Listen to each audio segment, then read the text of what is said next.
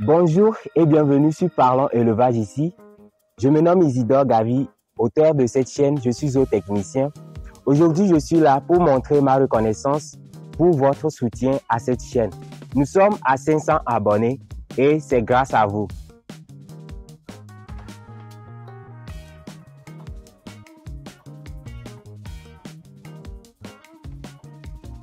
Dans cette vidéo, nous allons partager ensemble un sujet très intéressant pour tout pisciculteur. L'alevinage, l'étape clé de la pisciculture. Restez scotchés jusqu'à la fin de cette vidéo pour ne rien manquer de la vidéo. Merci.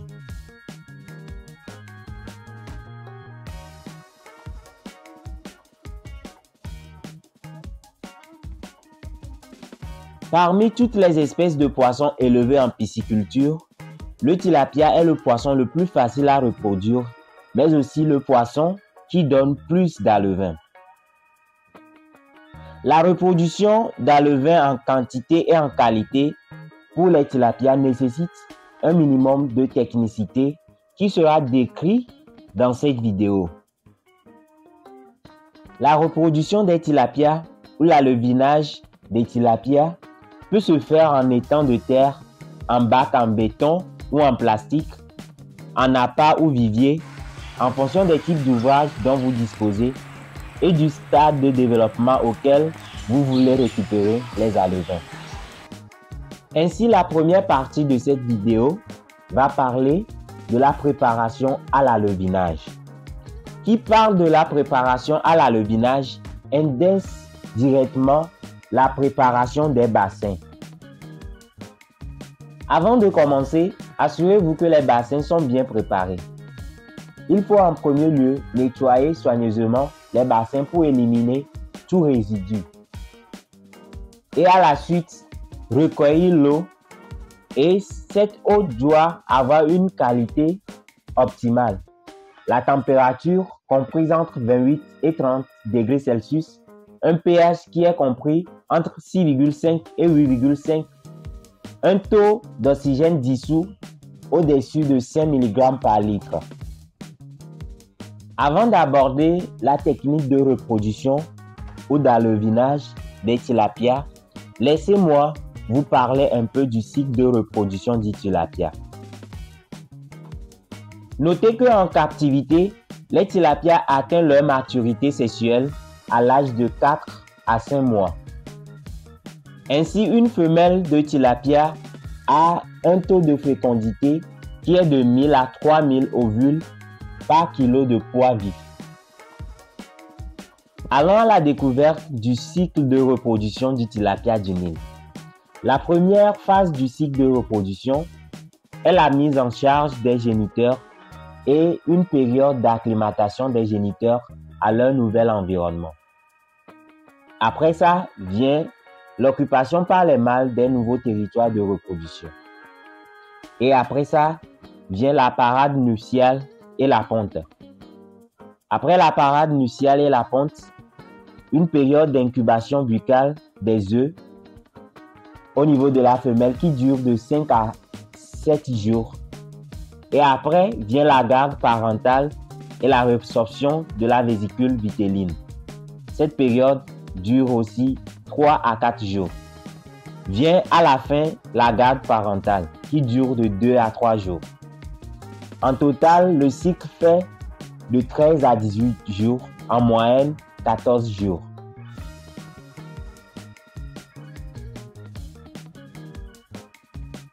Pour une reproduction réussie, la première des choses à prendre en compte, c'est la sélection des géniteurs. Les géniteurs mâles et femelles sont sélectionnés sur la base suivante. La première des choses, il faut choisir des géniteurs qui ont une bonne condition physique, un bon état d'embonpoint, les géniteurs qui sont les plus jeunes et les géniteurs qui ont un poids individuel corporel tournant autour de 150 grammes pour le mâle et 100 grammes pour la femelle. Après le choix, ces géniteurs sont mis en reproduction selon le sexe ratio de 3 femelles pour un mâle à une densité de 0,5 poissons par mètre carré.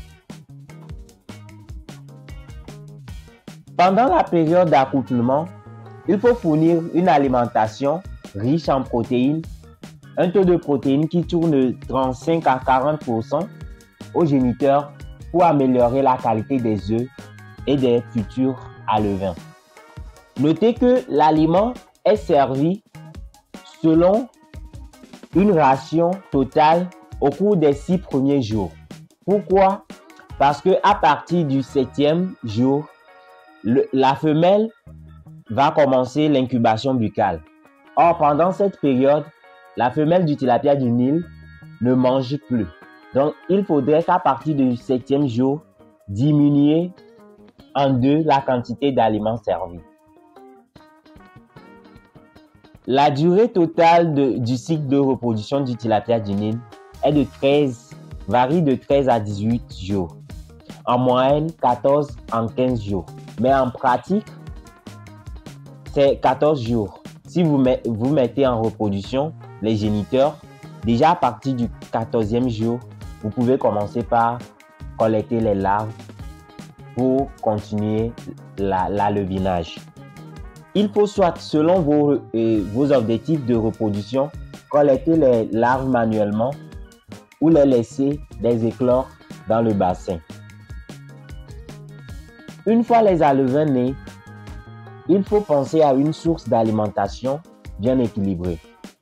Il faut nourrir les alevins avec un aliment riche en protéines, un taux de protéines de 40 à 45%, adapté à leur petite taille.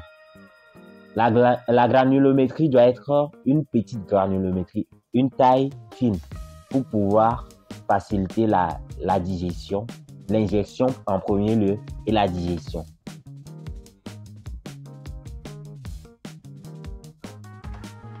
Dans la vidéo qui a abordé le tilapia du Nil, nous avons dit qu'il y a un problème que rencontrent les grossisseurs, ceux qui font le grossissement. Nous savons que les tilapias du Nil ont une prolificité très élevée et ils se reproduisent en désordre. Donc, pour faire le grossissement, il faut choisir des alevins qui ont le même sexe. Donc, des alevins monosexe mâles. Donc, dans le but d'avoir ces alevins, il y a les techniques de masculinisation, soit par les techniques thermiques, soit par la voie hormonale ou le séchage manuel. Donc, dans l'étape d'alevinage, c'est à l'alevineur de penser à fournir des alevins monosexes aux grossisseurs. Il faut penser à avoir une eau de qualité optimale, maintenir les paramètres physico-chimiques de l'eau durant toute l'étape d'alevinage. Il faut surveiller la croissance et faire le calibrage des alevins pour éviter la prédation des plus gros sur les plus petits. On parle de cannibalisme. Notez que chez les tilapias du Nil, les plus jeunes sont cannibales. Les alevins sont cannibales chez les tilapias. Donc, il faut faire le calibrage à chaque 2 semaines durant l'étape de l'alevinage. L'alevinage est une étape exigeante, mais très essentielle pour garantir le succès de votre élevage. Avec ces conseils, vous êtes prêt à optimiser votre production. Si cette vidéo vous a été utile, pensez à liker, à vous abonner pour d'autres contenus et n'oubliez pas de laisser vos questions, vos apports, vos suggestions en commentaire. À bientôt sur Parlons Élevage ici.